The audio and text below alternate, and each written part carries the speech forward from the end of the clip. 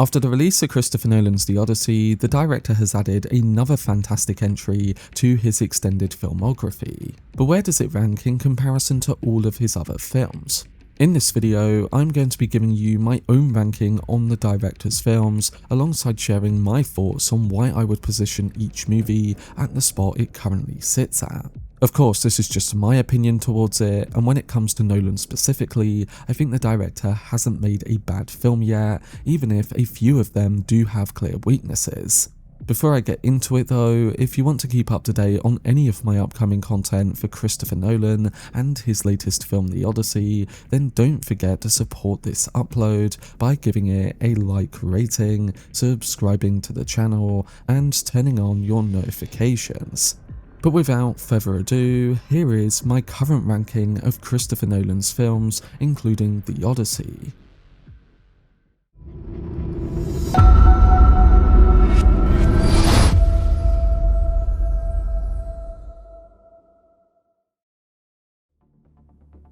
So at the very bottom of my ranking sits Christopher Nolan's first feature, Following, released in 1998. Shot in black and white and running at just 69 minutes long, it's not only his shortest film but also a clear early blueprint for the style he'd become famous for. The story follows a young unemployed writer who drifts into the orbit of a confident, sharp-talking thief, a thief who, interestingly enough, goes by the name Cobb, a name Nolan would later reuse for his main character in Inception. Even in this short debut, you can already see Nolan's trademarks forming, whether that be the fractured non-linear storytelling, the twist-driven structure, and the moody pulsing score from his early collaborator, David Julyan. The whole film feels like a modern echo of classic 40s and 50s noir, being shadowy, tight, and featuring a tension-driven narrative.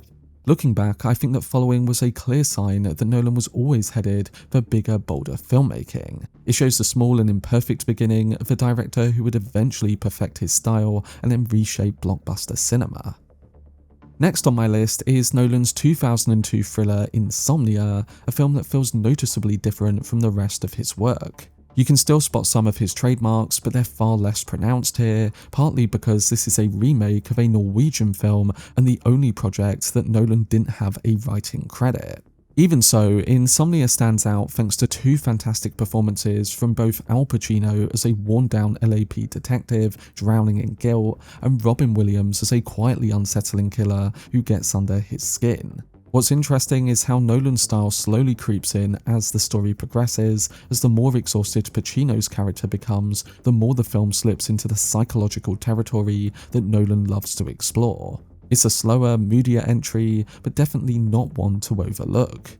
And even if it lands lower on my ranking, Insomnia still shows just how versatile Christopher Nolan can be when he steps outside of his usual sandbox. At number 11 on my list is Christopher Nolan's Tenet, a film that has only gotten more fascinating the more times I've revisited it. Every rewatch reveals something new, but at the same time, I think the film's flaws also become a bit more noticeable. And this is the reason that the film sits a bit lower down my ranking. Still, I genuinely enjoy Tenet, and it highlights so many things that make Nolan's filmmaking special. You can feel his lifelong love for cinema all over this movie, from his passion for classic spy thrillers to the big theatrical blockbuster energy that he grew up admiring. It's one of his most original and experimental projects, diving headfirst into his obsession with time and how we experience it. Tenet is designed to be felt as much as it's understood, a full sensory experience that plays with perception and subjectivity. With sharp performances, stunning cinematography, and a thunderous score from Ludwig Göransson, the film becomes a modern puzzle box, one that audiences will be debating about for years, both for its ideas and for its bold, unconventional execution. Even with its imperfections, it's a film that truly bends the rules of blockbuster storytelling. Just inside the top 10, I'm placing The Dark Knight Rises, which is the final chapter in Christopher Nolan's legendary Batman trilogy. For me, this is easily the most underrated film in Nolan's entire filmography, a movie that carried the enormous weight of following The Dark Knight and was constantly compared to it, often unfairly. What makes The Dark Knight Rises so impressive is how Nolan once again blends multiple genres into a comic book world that he had already redefined. This time, he leans into the tone of a full-scale war drama, giving Bruce Wayne's final journey a heavier emotional core and a much larger sense of the wider stakes. The performances are also a huge part of why this film works so well. Christian Bale delivers his most vulnerable take on Bruce Wayne, Michael Caine brings heartbreaking emotional weight to the movie as Alfred, Tom Hardy gives us a physically dominant and militarized villain in Bane, and Anne Hathaway adds sharpness and a layer of complexity as Selina Kyle. Together they create a Gotham that feels wounded, cornered, and on the brink of collapse. And that's exactly why the film's central theme of rising from the darkness hits so hard. It's a motive that Nolan planted all the way back in Batman Begins, and here it comes full circle in a powerful and cathartic way. Coming in at number 9 is Batman Begins, the first film in Christopher Nolan's Dark Knight trilogy. After the campy fallout of Batman and Robin in 1997, the character desperately needed a fresh start on the big screen. And I think that Nolan delivered exactly that. Batman Begins reimagined Gotham with a gritty, grounded neo-noir tone that felt bold, serious, and instantly compelling. It's an origin story that doesn't just explain how Bruce Wayne becomes Batman, but explores why he chooses that path, giving the character the emotional depth and thematic weight that he had been missing for years. And what makes this film so important is how influential it became. Its fingerprints can be seen all over the superhero genre, not just in the later Batman films, but in the countless origin stories across other franchises. Nolan proved that comic book movies could be character-driven, atmospheric, and layered without losing their sense of spectacle. In many ways, Batman Begins laid the foundation for the different genres and storytelling styles that Nolan would later weave into the trilogy. And for me, it remains one of the strongest live-action interpretations of Batman and a crucial turning point for modern superhero cinema. At number 8, I'm placing Memento, Nolan's second feature film and the one that truly announced him as a major new voice in filmmaking. Even this early in his career, Nolan showed a level of confidence and precision that felt rare for a filmmaker still at the beginning of his journey. You come for the performances delivered by a fantastic ensemble, but what stays with you is the film's brilliant structural design and idea. The story unfolds in fragmented segments, with some of them moving backwards, creating a puzzle that the audience has to piece together just as Leonard does. And what's even more impressive is how much of Memento's DNA can be seen in Nolan's later work. The film's exploration of subjective versus the objective truth, its use of black and white versus colour, and its obsession with the mechanics of time all echo through movies like Tenet and Oppenheimer. Watching Memento today, you can clearly see how influential it has been, not just for audiences, but for Nolan himself. It's a sharp, inventive showcase of his character-driven storytelling, and those strengths have once again taken centre stage in his most recent films. At number 7, I'm putting The Prestige, Nolan's 2006 psychological thriller about two rival magicians locked in a battle that becomes increasingly personal and destructive. The film follows Hugh Jackman and Christian Bale as they push themselves and each other to dangerous extremes, both mentally and physically. Like much of Nolan's best works, The Prestige is the kind of movie you want to revisit over and over again, not because you're confused, but because the script is packed with clever details and hidden setups that only reveal themselves on repeat viewings. It features one of Hugh Jackman's strongest performances, and emotionally, it stands out as one of Nolan's most satisfying films. In classic Nolan fashion, the story digs into themes of identity, rivalry, and obsession, all while the director pulls off some of his most impressive magic tricks on the audience. The film constantly asks whether you are truly paying attention, mirroring the very question the characters ask of their own spectators. It's sharp, layered, and endlessly rewarding, and it remains one of the most compelling showcases of Nolan's ability to blend emotional storytelling with intricate puzzle box filmmaking. Just coming outside of the top 5, I'm placing Dunkirk, Nolan's Oscar-winning survival thriller from 2017. With this film, Nolan brought to life one of the most monumental moments in World War II, crafting a story built on time, tension, and the raw human endurance. Using Hans Zimmer's relentless ticking score and a three-strand narrative timeline in land, sea, and air, he creates an immersive experience that pulls you directly into all the chaos. What makes Dunkirk so powerful is how it focuses on young soldiers with no elaborate backstories, just ordinary men trying to survive long enough to make it home. The film becomes a visual and technical powerhouse, capturing the desperation, fear, and uncertainty that defines the evacuation. And as the story builds, Nolan delivers one of his most emotional endings, a quiet but resonant reflection on war, courage, and the fragile hope that kept those soldiers moving. Dunkirk isn't just a war film, it's a survival thriller that strips everything down to instinct and humanity. I think it's a cinematic achievement that will continue to be discussed, analysed and celebrated for years, standing tall among the greatest films in the war genre. Coming to the top 5, I'm putting Interstellar, Nolan's sweeping 2014 science fiction epic. It remains one of his most visually breathtaking films, thanks in large part to Hoyte van Hoytema's stunning cinematography, but it's also one of his most emotionally resonant and narratively ambitious. Every time I revisit Interstellar, I'm struck by how powerfully it blends love, loss, space and time into a story that feels both intimate and cosmic. The physics are mind-bending, the visual effects are extraordinary, and the film manages to merge huge abstract ideas with deeply personal storytelling in a way that feels almost effortless. What makes Interstellar so special is how far it reaches while still staying grounded in the relationship between a father and his daughter, a bond stretched across galaxies and decades. It's the perfect example of Nolan's ability to combine mainstream spectacle with the sensitivity and experimentation of independent filmmaking, and it completely dismantles the argument that Nolan's movies are cold. Here, the emotion is front and center, woven directly into the film's technical brilliance. So for me, Interstellar is a rare blockbuster that lingers long after the credits roll, and I think it continues to stand as one of Nolan's most heartfelt and awe-inspiring achievements.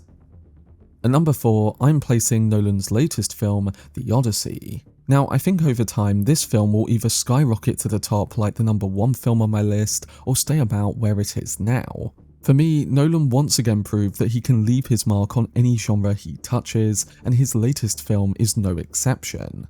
Instead of giving us a straightforward mythological adaptation, he reshapes the ancient story into something bold, cinematic, and unmistakably his. Unlike so much of his previous work, he blends genres with total confidence, probably even more so here, crafting a film that feels both mythic and modern, and familiar yet reimagined. What really stands out in this film is how its massive scale is matched by something far more intimate. For all of its spectacle, it's at its strongest when it becomes personal in a story about loss, about what we leave behind, about nostalgia that consumes us, and about the almost spiritual pull of home. It's essentially all of the things that drive Christopher Nolan's filmography thematically, and they all take place within a single movie. And the performances in this film are a huge part of what makes this all work on an intimate level. Then there's of course the sheer visual scale and filmmaking on display. The Odyssey is massive, and rightfully massive, as Nolan leans hard into practical effects and clever in-camera tricks, making everything feel tactile, lived in, and completely immersive. You're not just watching these set pieces because you essentially feel like you're inside of them whenever any of them take place. Some of the sequences go full tilt into horror as well, and they're surprisingly effective at that, capturing moments that are dark, visceral, and unsettling in a way that sticks with you. Furthermore, the cinematography by Hoyte van Hoytema is nothing short of breathtaking, giving landscapes and scenes an almost dreamlike quality. And of course, I cannot leave out Ludwig Göransson's hypnotic and almost modern sounding score. The composer blends ancient strings, raw percussion, and strange, almost otherworldly instruments that sound like they've been pulled out of a forgotten era. The music doesn't just accompany the film, as it gives it a unique texture, and you can practically feel the vibrations of the strings and the eerie atmospheric tones in supporting the spectacular images presented on screen. And what makes all of the filmmaking so impressive is how it all works together. Nolan's commitment to practical effects, real environments, and in-camera techniques gives the film a physicality that you can't fake. It's a rare blend of technical mastery and artistic vision, a film where every department is pushing towards the same goal. And again, that's all in making this ancient story feel immediate, dangerous, and alive today. Getting into the top 3, I'm placing The Dark Knight. The Dark Knight is a film that for me stands as the greatest live-action comic book movie ever made, the best a Batman film has ever looked on screen, and one of the defining blockbusters of the 21st century. While Batman Begins focused on Bruce Wayne's transformation into the Dark Knight, the sequel shifts the lens to his response as a hero when Gotham is thrown into chaos by Heath Ledger's Joker. His terrifying, unpredictable, and darkly humorous Oscar-winning performance has rightfully become legendary, setting a benchmark that the superhero genre still hasn't matched. But it's not just Ledger that makes The Dark Knight a classic. The entire cast delivers top-tier work, the story is gripping from start to finish, and the action set pieces, from the convoy chase to the opening bank heist, have become iconic. With a powerful score from Hans Zimmer and James Newton Howard, the film plays like a full-blown crime thriller that just happens to feature Batman at its centre.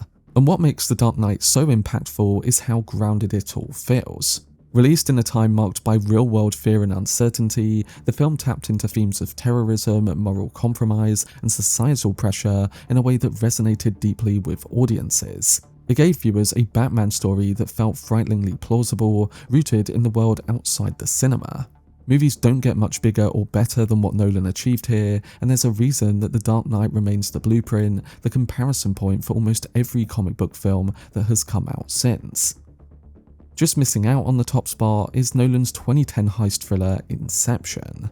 Inception is original, cerebral, and blockbuster filmmaking at its absolute peak. Nolan guides you into a world that feels both familiar and completely alien, easing you through the rules of dream heists just enough before the story spirals into something far more chaotic and ambitious. The visuals and action sequences are jaw-dropping, from the rotating hallway fight to the folding cityscape, and they're executed with a level of precision that still feels unmatched. The film also helped popularize Hans Zimmer's now iconic soundscape, with Time becoming one of the most recognizable pieces of film music of the last 2 decades. But what truly makes Inception special is the emotional core at the center of it all.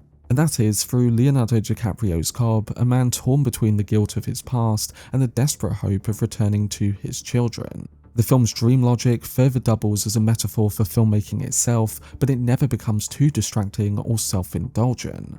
Even now, Inception still fires at my imagination in the exact same way it did when it released. And just like Oppenheimer, it has an ending that I don't think I'll ever stop thinking about. For its ambition, its emotion, its originality, and its sheer cinematic power, Inception remains right at the top of my Christopher Nolan list. And at the number 1 spot on my list is 2023's Oppenheimer. When the film originally came out, I had it at number 3 on my list, but in the time since, I have revisited the film many times, and I genuinely think it's one of the greatest films ever directed. As I mentioned in many videos when the film came out, I was blown away by how he adapted the source material, American Prometheus, staying faithful to the real history while also expanding it to pull us deeper into Oppenheimer's mind. We feel the moral weight crushing him, we understand the impossible position that the scientists were put in, and we see the devastating consequences that followed. What makes Oppenheimer so powerful is how it blends genres the way Nolan loves to do. It's an event film, yes, but it's also an intimate character study. There's drama, tension, haunting imagery, twisted romance, and the full horror of this pivotal moment in history. And the performances are also extraordinary across the board.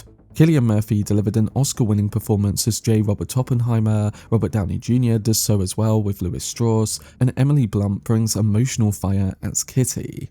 On top of that, the filmmaking craft was taken to another level. Hoyte van Hoytema's intense cinematography, including the new IMAX black and white format, is everlasting. Ludwig Göransson's score, built around the emotional pull of a violin, is one of his very best too. And Jennifer Lame's editing is razor sharp, guiding us through 2 intense timelines and perspectives with total precision. The result is a film that echoes the detailed character work that Nolan explored earlier in his career, but pushes it into bold new territory. It stands as my favourite film in Christopher Nolan's entire filmography, a masterful balance of the massive and the intimate, the historical and the deeply human.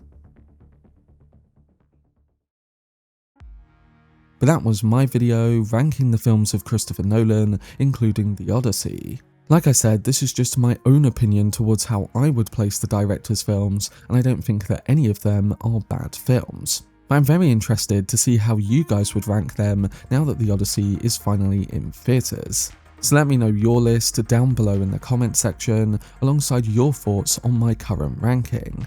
But anyway, I hope you guys enjoyed it. I've been Cortex, and as always, make some noise.